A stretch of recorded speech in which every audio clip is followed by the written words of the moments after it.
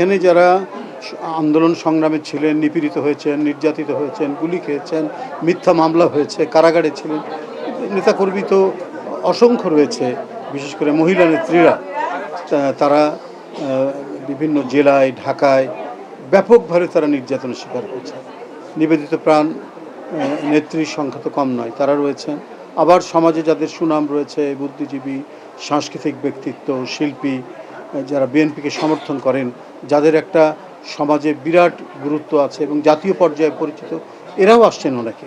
যেমন প্রখ্যাত নজরুল সঙ্গীত শিল্পী ফেরদৌসারা, উনি কিনে নিয়ে জমা দিয়ে গেছেন। তারপরে কনক চাপা, বেবি নাজনীন, এরা এসছেন, এরা নিয়ে গেছেন। এটা তো স্বাভাবিক ব্যাপার যে সমাজের নানা শ্রেণী পেশার মানুষ তারা আসবেন, তারা কিনতে পারেন এবং জমা দিতে পারেন।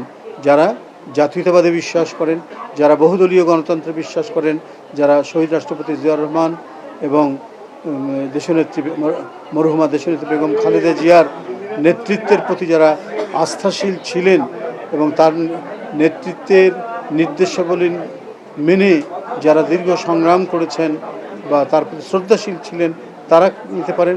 যারা দেশের বর্তমান প্রধানমন্ত্রী তারেক রহমানের নেতৃত্বে আস্থাশীল, তারা এসে এটা কিনতে পারেন, এখানে কোনো বিধিনিষেধ নেই। তারপরে আমাদের যে মনোনয়ন বোর্ড, হাইকমান্ড, তারা যেটা ভালো মনে করবেন তারা তাদেরকেই নির্বাচিত করবেন, মনোনীত করবেন এবং তারাই এমপি হিসাবে ত্রয়োদশ জাতীয় সংসদ নির্বাচনে সেখানে যাবেন সংরক্ষিত মহিলা আসনে।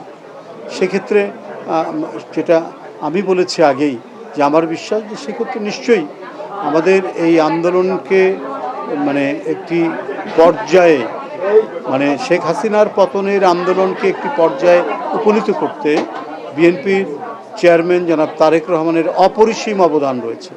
তো তার কাছে তো তার দলের নেতাকর্মী অত্যন্ত প্রিয় এবং এদেশের মানুষ যারা জাতীয়তাবাদী শক্তির পক্ষের, তারা প্রত্যেকেই তার কাছে প্রিয়। তিনি এবং তার যে মনোনয়ন বোর্ডে যারা থাকবেন, এগুলো সব কিছু বিবেচনা করে উপযুক্ত ব্যক্তিকেই তারা মনোনয়ন দেবেন এবং তারাই ত্রয়োদশ জাতীয় সংসদ নির্বাচনে সংরক্ষিত মহিলা আসনে তারা নির্বাচিত হবেন সংসদ সদস্য হিসেবে।